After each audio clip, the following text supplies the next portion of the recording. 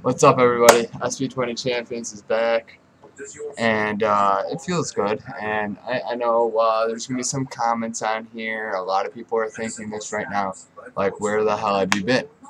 And you're right. Where have I been? I'll tell you.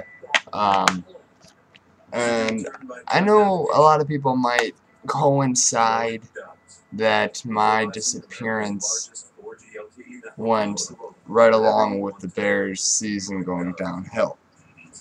And you're right, that exactly what happened. As soon as the Bears season started going downhill, I wasn't making YouTube videos. That wasn't the reason, though. I'll tell you what the reason was. And if you don't believe me, fine. But my camera stopped working. It still doesn't work. I don't know why. I was going to buy a new one for Christmas with the money I got, but I wanted to get NHL 12 much more. And I just bought the camera like a year and a half ago, so I mean I wasn't going to go spend money on another one, because to me at that point it wasn't that big. And I tried using the webcam a couple times, but for some reason it didn't work. We got ourselves a new hard drive here not long ago, so I'm thinking if this goes up, I can probably thank the hard drive, because it's a little bit newer, it's more up to speed.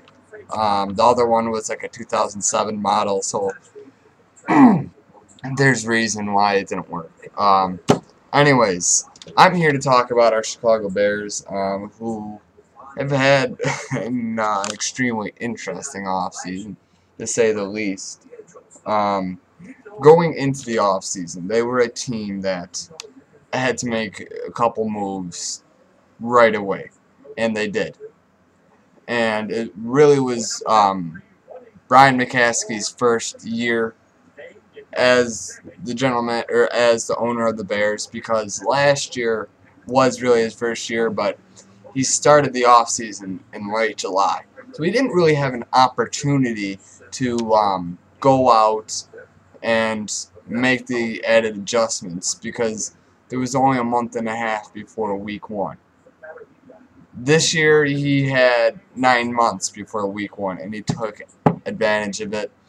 He fired Jerry Angelo, and Mike Martz resigned on the same day.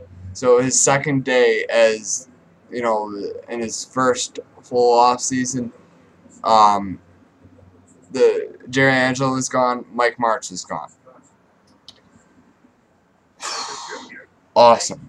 He puts in charge Phil Emery, and Phil Emery was a college scout for a couple teams. He was a college scout for the Bears for a while. Then he went to Atlanta, went to Kansas City. Nobody really knew anything about him. A lot of people wanted the guy who worked with the Giants. Some guys wanted the guy from the Patriots. I wanted the guy from Green Bay, I think. But we didn't get either of those guys. Instead, we got Phil Emery. And right away, he tried his best to work with the team. He caught some guys that probably shouldn't be here anymore.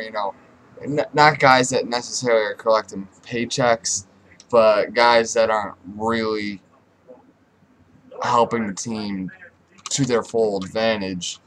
And so now we're in a situation that let's move back to March. Now we're in a situation that with free agency starting, we can actually go after guys that now, because March is gone and JA is gone, we can put together a team that can win. Because last year, the team that we had was on fire before Cutler and Forte went down. We're arguably the second best team in our conference at the time that Forte and Cutler went down. They were only allowing about 16 or 17 points a game at the time, and they were scoring 32 points in a 5-game win streak. The offensive line allowed 5 sacks in that 5-game win streak. We were dominating teams. We had 7 wins at that point. And what was I going to say? We wiped out Minnesota. We wiped out Detroit. You could say that we didn't wipe out San Diego, but we gave them a pretty good beating. So 4 of our first 7 wins were, the game was decided easily. You know, I mean, there was no, you know, and this team was on a roll, and they could score not only offensively, but they were scoring defensively and on special teams. And they were gonna, a lot of people were talking, this team has a chance to challenge Green Bay, not to win the division because Green Bay had it locked up, but in the playoffs. So, and then a couple hours later, we heard the horrible news that Cutler had broken his thumb, and you know, shortly thereafter, Forte tore the ACL. Just a horrible, horrible ending to a season that, you know, that gave you so much false hope. And but they were good to begin with. Like, you know, they were playing at their ability. When they were playing at their ability, they were a very good football team. And even the games that they lost, they probably should have won. You know, they should have beaten Denver. I never want to talk about that game ever. Should have beat Oakland. Should have beat Kansas City. So that's 3 games right there they should have won. But it's whatever. So anyways, free agency starts, and our first move isn't an actual free agent signing. It's a trade for a guy that we have been wanting in this town for 3 years now, and a guy that I kind of eventually came to peace that we won't be getting him because the Bears wouldn't make a trade like that. And within minutes before the free agent period started, the Bears traded for Brandon Marshall, which was exactly what we'd been looking for years. We had finally got our quarterback, and now we had the receiver. And we made some other good signings like Campbell, Michael Bush. Some might not agree with that. I like the pick. Shiloh Rachel, the guard from San Francisco, is a guy that's gonna possibly start with us. If not, he's gonna be good depth. And we got guys like Eric Weems and Costanzo and Devin Thomas to help the special teams even more. Who else did we get? We signed Geno Hayes. It was a good free agency period. The draft, we had a couple picks that a lot of people were thinking, like, what happened there? You know, like, they're questioning the pick. And I question the picks too. In retrospect, you look at them, they're not as bad as you think. Okay? If McClellan's even halfway, even a little bit better than Israel Adonijah was, which is whose spot he's taken. If Shea McClellan is just a little bit better than Israel Adonijah, we got a great tandem. Because you know who's on the other side? Julius Peppers. You know who's in the middle? Henry Melton, one of the best defensive tackles in football. Okay? So now we could have a pretty good defensive line right there. That's going to get more of a pass rush, okay? Okay, another, the 2 picks I didn't like were the 2 cornerback picks at the end of the draft. We should have gone offensive line. I don't know why we did that. Whatever, okay? And now we have like 8 cornerbacks on a roster, but Lovey likes to pick defensive backs. Okay, a pick that I kind of questioned was, I can't remember his first name. I know his last name's Harden. I think his first name's Brandon Harden. You know, it's been a while. It's been a week since the draft. Brandon, he's a safety out of Oregon State. A lot of people are comparing him to Mike Brown. And I love Mike Brown. Mike Brown was the heart and soul of the Bears for years. And I remember when I think it was Lorenzo, who's the freaking fullback for San Diego all those years. Was it Lorenzo Neal I'm thinking of? Whatever, but I remember when he cheap-shotted, hit him in the knee. You know, he took a direct angle right at the knee with his helmet.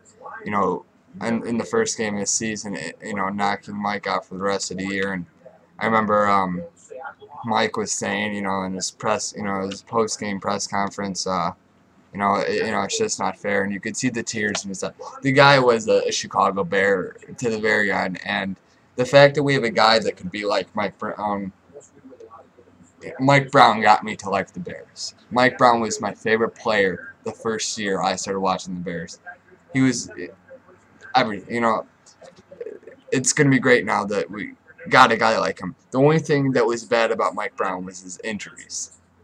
Brandon Harden, this is where the comparison gets even better about him. He's an injury-prone guy. He missed his senior year due to a shoulder injury, but hopefully he's recuperated well. We can hope he's recuperating now. Hopefully he's, you know, he's past that and he's ready to play. Okay, that was my one question pick. The other two picks I didn't like. McClellan, I think, could be a good guy, even though a lot of people aren't liking him.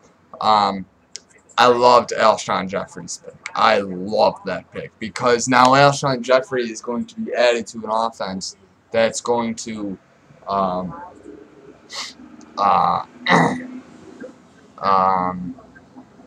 be pretty good now. How good, I don't know, but you're going to have Cutler. A lot of people don't think Forte is going to be there. Forte is going to be there. I mean, barring something really bad to happen, I believe Forte will be a Chicago Bear. A lot of people I've talked to, they don't agree with the situation right now, but and the same thing with me. I don't agree with how both sides have handled it. I kind of understand the Bears side. I understand Forte's side. I kind of wish Forte would stop being a baby. I kind of wish the Bears would just raise up the price $1 more million. And I know that's a lot, but I kind of want the saga to be over, but I kind of want Forte to stop acting like a pussy. Okay? I love Forte, but I just want it to be over. Either way. But I do believe he will be a Bear. He did sign the franchise tag, or at least it was placed on him. And, you know, it's going to be okay. I'm sure, you know, he, at some point or another, one side will give, okay? And, you know, the good thing about Forte is the Bears don't want to pay him because running backs are so easily replaced nowadays because they're so injury prone. You can just draft a guy in the 4th round, work him a little bit for a couple of years, release him, and then he's never the same again. But you got all the talent you want out of him. Forte's a guy that, despite, yeah, he's a bruising style running back, he runs straight up, giving him a lot of room for guys to hit. But Forte is a receiving back. You know what I mean? You know, so he can. I know he's had 2 knee injuries already, but he's also, I think, in better shape to do better than most guys. You know what I mean? So he's going to be there. Then we're also going to have Michael Bush in the backfield. Okay, that's already a scary running back tandem. All right, your backfield's already got Cutler, Bush, and Forte. Not too many teams want to mess with that. Okay, you got Brandon Marshall. I can't believe I just said that. We have Brandon Marshall on our football team. We have Alshon Jeffrey, who's going to be on the other side. Earl Bennett's going to be playing in the slot. I remember telling people to be afraid of Earl Bennett as our #1 receiver. Now he's our slot receiver, our #3 receiver. Oh my God. He's going to have mismatch city. Earl Bennett could be a Pro Bowl alternate this year. I mean, I'm really looking forward to it. The tight end we drafted, Evan Rodriguez, no, he's a little, they said he had some character issues. They all happened in 09. He's like an H-back type of guy. He can play fullback. He's a good tight end. I like that pick. I think that was a really good pick we made. The offensive line, I think, is going to progress. I don't think they're going to be good. I think they're going to be okay. They were good when we were on a 5-game win streak, though, remember, everybody. Remember who's calling plays? Mike Tice. Mike Tice is calling plays this year, too. I think the Bears this year have an opportunity to be in the Super Bowl. The only thing is we got Green Bay in our division. It's going to be an exciting year. I'm happy to be back, everybody. It's SB20 champions. Bear down.